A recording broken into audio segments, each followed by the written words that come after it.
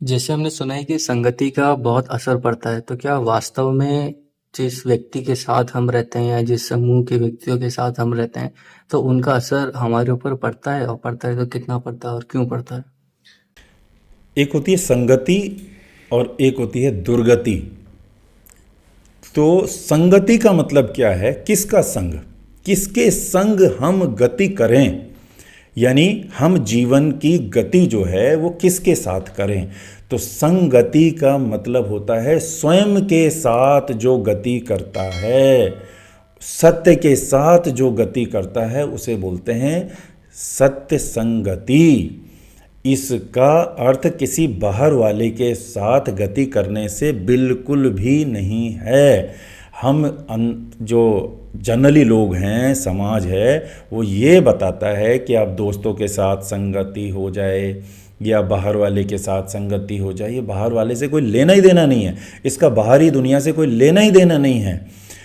बाहर की दुनिया से तो बहुत दूर की बात हो गई है। संगति का असली अर्थ है स्वयं के साथ गति करना। अब स्वयं के साथ गति करना मतलब क्या? यदि आप एकाग्रता में जीवन जी रहे हैं, यदि आपके ऊपर किसी का प्रभाव नहीं पड़ता, आप ना मोटिवेट होते हैं ना डीमोटिवेट होते हैं, आप कोई भी काम एकाग्रता में करते हैं, आप स्वभाव में अपना जीवन जीते हैं, आप समाज के कल्याण के लिए कार्य करते हैं, आप दूसरों से किसी भी मान सम्मान की उम्मीद नहीं करते हैं, आप लोभ और डर से मुक्त यदि जीवन जी रहे हैं, तो ये इस बात का प्रमाण है कि आप स्वयं की गति के साथ जीवन जी रहे हैं, आप सत्य की संगति के साथ जीवन जी रहे हैं। अब दूसरा है दुर्गति। दुर्गति का मतलब होता है आप उस गति से यानी संगति से दूर हो गए हैं। तो उससे जब आप दूर हो जाते हैं तो आप बाहर की ओर चले जाते हैं कि कोई मुझे अच्छा दोस्त मिल जाए, अच्छा पड़ोसी मिल जाए, अच्छा गुरु मिल जाए, अच्छा पत्नी मिल जाए, अच्छा पति मिल जाए, अच्छे बच्चे मिल जाएं। फिर आप अच्छा अच्छा ढूंढना चालू कर देते हैं। तो यहाँ पर हो जाती है फिर दुर्गति, क्योंकि आप ढूंढने तो चले अच्छा और सामने वाला भी ढूंढ रहा है अच्छा, और मिल गया दोनों को एक दूसरे को बेवकूफ़ बनाने वाला, तो फिर हो जाती है दुर्गति। पति पत्नी में आप देखते हैं जनरली बहुत चीज़ें जो हैं वैसी नहीं होती जैसी वो सोचते हैं। दोस्तों में भी बोले मैंने तुझे क्या समझा था और तू क्या निकला, ऐसे ही दूसरी तरफ से भी होती है कि मैंने तुझे क्या समझा था और तुम क्या निकले, है ना, कि तुम बदल तो ना जाओगे। तो बदलने का डर बना रहता है, तो बाहर तो बदलने का डर बना रहता है हमेशा, भीतर सत्य बदलता नहीं है, वहाँ डर नहीं रहता। बाहर लालच का डर रहता है कि ये मुझसे काम निकलवा के मुझे साइड तो नहीं कह देगा, ये झूठ बोलने का डर बना रहता है। तो बाहर तो दुर्गति ही दुर्गति है। तो बाहर तो आप सत्य की खोज बिल्कुल भी ना करें। अब बात आ जाती है कि जिस वे में आपने पूछा है कि संगति का असर, यानी दोस्त के रूप में या अन्य संबंधों के रूप में आपका मतलब था उसको पूछने का, तो इसका सीधा मतलब ये है, यदि आप स्वयं के साथ गति कर रहे हैं तो आपका तालमेल उस व्यक्ति के साथ बैठेगा ही नहीं। और आप किसके साथ नहीं बैठेगा?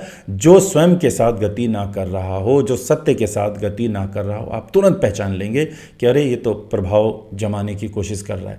जो व्यक्ति बाहर संसार में स्वयं के साथ गति कर रहा है, उन दोनों की संगति सेम हो गई। तब भी आप अपने साथ ही गति कर रहे हैं, उसके साथ कर रहे हैं तब भी अपने साथ ही कर रहे हैं, एक ही जैसा हो गया।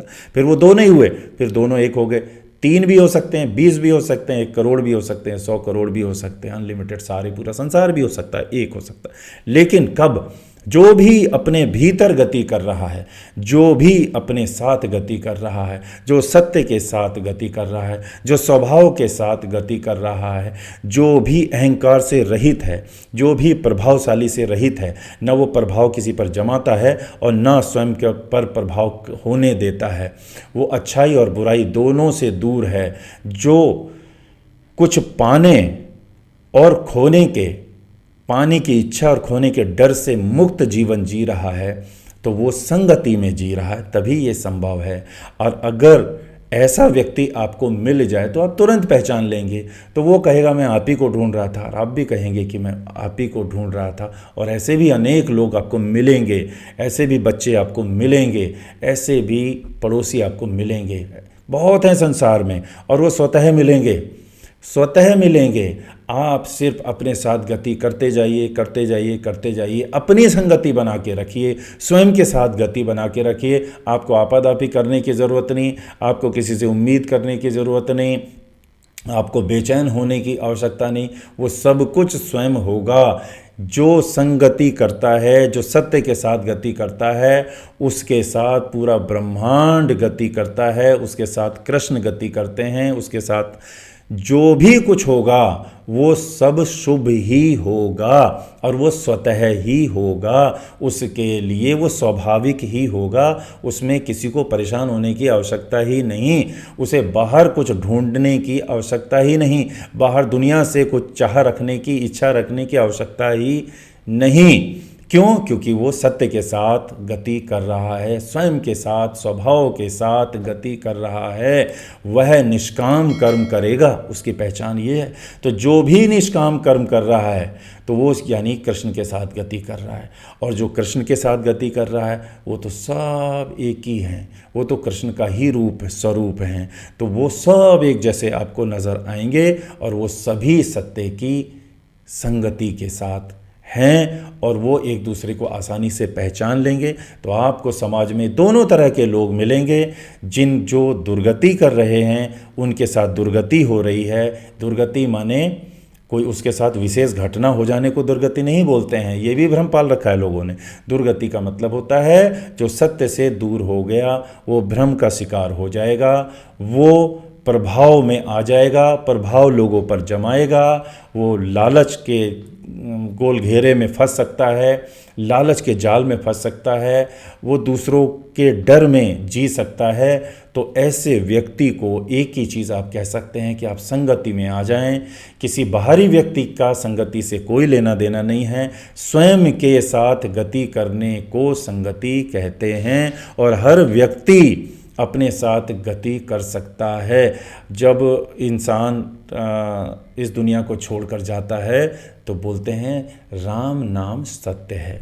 इसका मतलब क्या है कि जो सत्य है उसकी पहचान कराई जाती है। उस मौके पर लोग बड़े शांत रहते हैं ना, शांत रहते हैं कि राम नाम ही सत्य है। का मतलब क्या है कि जो सत्य है वही राम नाम है। राम नाम सत्य का मतलब सत्य जो है, शांति जो है, उसमें भी कहते हैं ना शांत, भगवान इनको शांति दे। तो शांति का मतलब उसके पास शांति नहीं थी ना बेचारे के पास, तभी तो शांति के लिए बोल रहे हैं ना उसको। अगर उसके पास शांति होती तो फिर उसको क्यों कहते भाई इसको शांति दे, हैं? जिसके पास ढेर सारी शांति होगी उसे क्यों कहेंगे इसको शांति दो भाई? तो शांति नहीं थी ना उसके पूरे जीवन में, तभी लोग कहते हैं इसको शांति दे, इसको शांति दे, इसको शांति दे। ठीक है, और ये नहीं कहते कि मैं शांति दूं, वो कहते हैं ईश्वर शांति दे, क्योंकि शांति का जो सारा का सारा चीज़ है, खजाना है, वो तो ईश्वर के पास है। यानी कि ईश्वर जब तक आपके भीतर नहीं होंगे तब तक शांति आपको मिलेगी नहीं। शांति के इस रूप में ही ईश्वर हैं। अगर आपका मन शांत है, आपका मन भ्रमित नहीं है, इसका मतलब ईश्वर अंदर है। बैकुंठ इसीलिए कहा जाता है, बिना कुंठा के मन को बैकुंठ कहते हैं। बिना कुंठा का मन अगर आपका है तो वो बैकुंठ है, और बैकुंठ में ईश्वर निवास करते हैं। तो ईश्वर अंदर है तो शांति है, और शांति है तो वही तो सत्य है, और वही राम है। और दूसरी लाइन बोली जाती है कि सत्य बोलो गत्य है। गत माने गति है। तो सत्य ही अंदर जब है तो वो बोलेगा भी सत्य, और जो उसकी ऊर्जा है वो सत्य के रूप में ही, सत्य के कर्म में ही, निष्काम कर्म में ही उसके शरीर से गति करवाएगी। यानी उसका जीवन जो गति करेगा, जो भी यात्रा करेगा, चाहे वो स्थूल यात्रा हो, इस संसार की यात्रा हो, या सूक्ष्म यात्रा हो, उन दोनों में ही जो सत्य है वही गति करेगा, जो शांति है वही गति करेगा, जो ईश्वर है वही गति करेगा।